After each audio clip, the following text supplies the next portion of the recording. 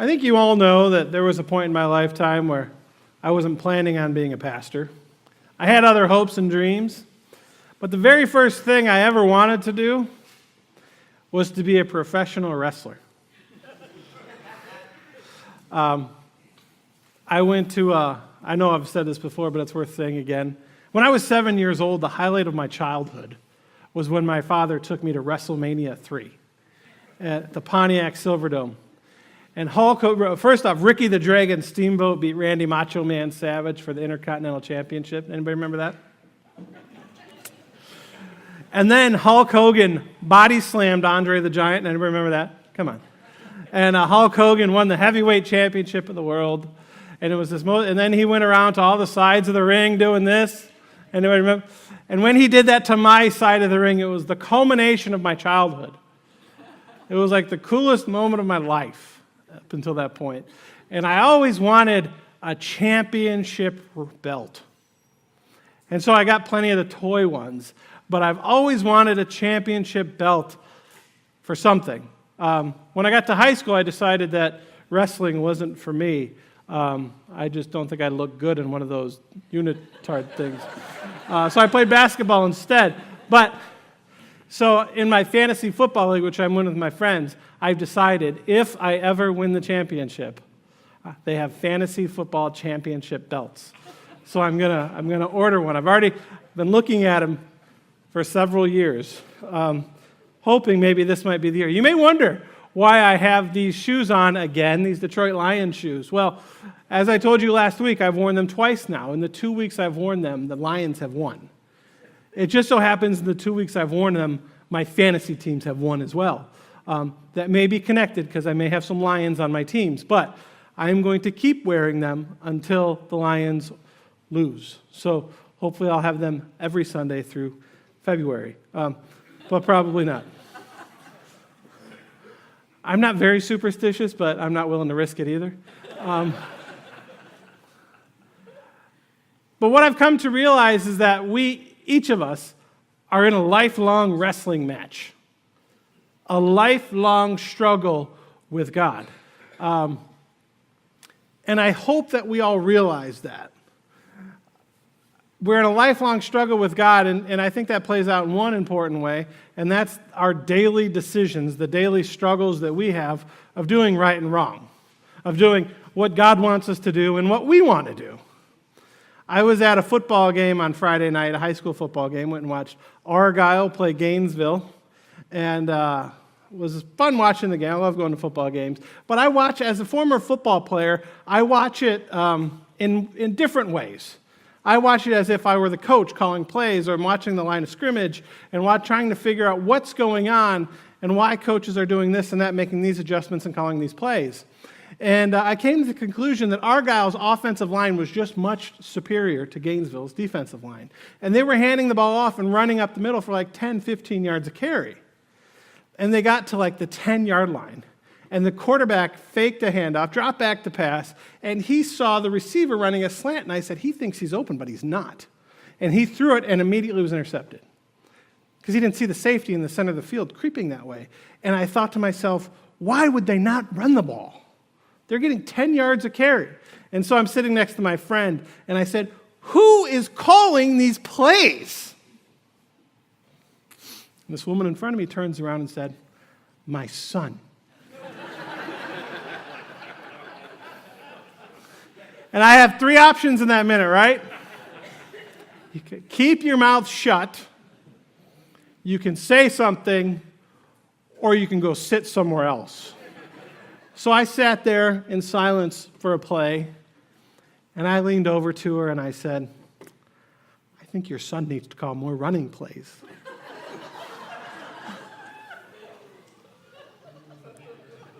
And what's funny is her husband said, I agree.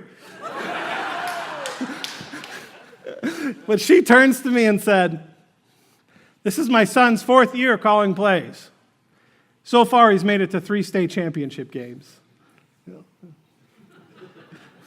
Now I'm going to go with option number 2. I'm going to keep my mouth shut.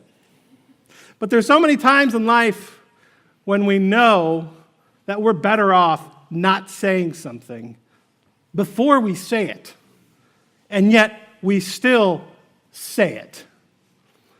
Or we're better off not doing something before we do it, yet we still do it. We struggle and we wrestle with doing the right thing. It is a lifelong struggle. Hopefully, we will learn from our mistakes and we will get better at it. But if you're watching the news these days, you see older people saying whatever they want and doing whatever they want. And it's kind of a struggle for all of us who want to do and say the right thing. But I think there's even a greater struggle than that, a greater wrestle than that. And that's when life gets rough for us, when we're anxious or worried, when we're frustrated, when we're grieving. We struggle with God not so much in doing the right thing, but in, God, are you really there? Or, God, do you care? That's kind of what Jacob is going through in our text this morning from Genesis. Jacob is kind of a bad guy. Early in his life, his father Isaac is dying, Isaac, the son of Abraham, and Isaac has two sons, Jacob and Esau. And Esau came out for their twins, but Esau was born first. And so he gets the inheritance. But as Isaac's dying, he can't really see, so Jacob pretends to be Esau, sneaks into his father's bedroom, and Isaac gives him the blessing, the inheritance of Isaac's household. And so Jacob steals it from Esau. Well, now he's on his way back to meeting Esau, and he's scared. He's worried because he thinks Esau is going to take out vengeance. He's going to kill Jacob. And so Jacob, in a very cowardly move, sends his wives first, and his children, and his animals, and everything he has, he sends them first to show up a day ahead, so that Esau can meet them, and thinking, well, if I meet your wife first when you come, I'll probably be less likely to kill you. And so then he's by himself. And he's scared, he's alone, and that's when God comes to visit with him. And that's when we have this biblical wrestling match. You see, there's times where we have difficulties in life and we wonder if God is there. But I think the reality is God comes in strange ways, and we can see God if we look for God. September 25th, a couple weeks ago, there were two deaths in the sports world. Jose Fernandez, a young, I think 24-year-old pitcher for the Miami Marlins, was out in a boat in the middle of the night, got in an accident and passed away. And then, of course, Arnold Palmer passed away.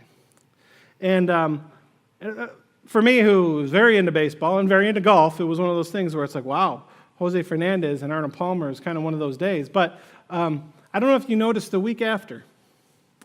The day after Jose Fernandez died, the Marlins had their first game back. And their second baseman, D. Gordon, has not hit a home run all year. He's only had a couple in his career. First at bat, first swing, he hits one into the upper deck.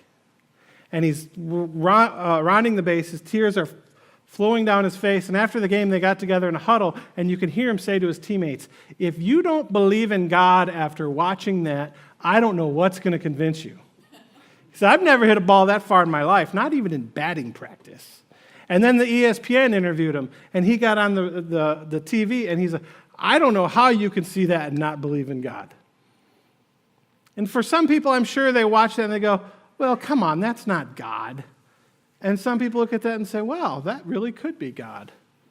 Was that the presence of God taking that ball to the upper deck? I guess it depends on how you look at it, right? For some of us might say, yeah, I watched it. I thought it was pretty powerful.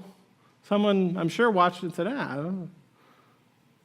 It all depends on how you look at it. Then a couple days later, they were scattering Arnold Palmer's ashes. Did anybody see this picture? Right after they scattered them, this amazing, beautiful, brilliant rainbow appeared over the golf course. And someone took a picture of Arnold Palmer's statue where they had just spread the ashes, and then in the background is this amazing rainbow. And everyone talked about how it was Arnold Palmer with a message from heaven to let everybody know he's okay. Well, if Arnold Palmer is giving us a message from heaven, what does that say about the presence of God? I think it's a pretty neat story. But is that the presence of God in the story? Well, it all depends on how you look at it, doesn't it?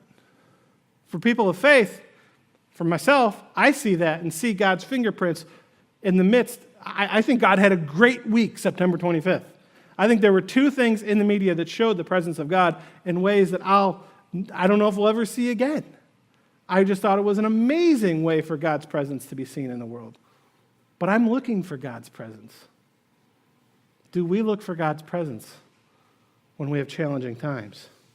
If you're anything like me, when you're having difficult times in your life, it's hard to see the presence of God. But I think that's where the gospel comes in today, where Jesus is saying, don't give up. Be persistent as it takes. Keep fighting, keep struggling, keep wrestling. I love the story about this widow. It's a strange story, but I love it because we read it through the very last verse. The last verse, what sets the tone for everything. Jesus says, will I find faith on earth when I come back? Meaning that Jesus knows our lives are going to be difficult. The world is going to be difficult. Things are going to happen. We're not going to know where to turn. But if we persist, we continue to believe, we continue to struggle, we continue to work, to wrestle, in the end, we will be blessed. That's what happens to Jacob, right? He wrestles all night, and in the end, he says, bless me. And God says, what is your name? And he says, Jacob. And he said, that is no longer your name. Your name is now Israel. Changes his name because he has not won the battle, but he continued to struggle, continued to wrestle. His identity is changed, and he becomes the father of the nation of Israel. He goes on to have 12 sons and 12 tribes and becomes the patriarch of the Jewish faith. When we continue to struggle through difficult times, when we continue to struggle through our own problems, through our own sins, through our making wrong choices, but still try and try and try again to do better, God looks at us and we are blessed. Our names are changed. We are no longer sinner. We are now saint. We are no longer imperfect, but we are child of God. God looks at us and says, I know you're trying, and I know you believe, and you know what? It's okay. I'm bigger than your failures. I'm bigger than your lack of faith. You are still mine. You know, the one thing about professional wrestling is that you watch all these matches and the guy who's winning the whole time oftentimes doesn't win, right? Because the referee gets kind of, somebody comes in and distracts the referee, and one of the friends then slides into the ring and takes a chair and hits the guy over the head, and then the guy who was losing the whole time jumped on top, and he ends up winning. It helps having a friend in your corner. And that's what we have. I never thought I would use Jesus as an image of a friend in a wrestling corner, but it works. Because so oftentimes we are losing the fight. We are losing the battle. We are sinning. We are struggling with faith. And yet, Jesus' victory over sin, death, and the devil is a victory that's secured for each and every one of us. Jesus has already won. He's won it for us. The victory is secure, and it always will be. And it's worth fighting for, not to earn it, but so that others might know that the victory is for them as well. Amen.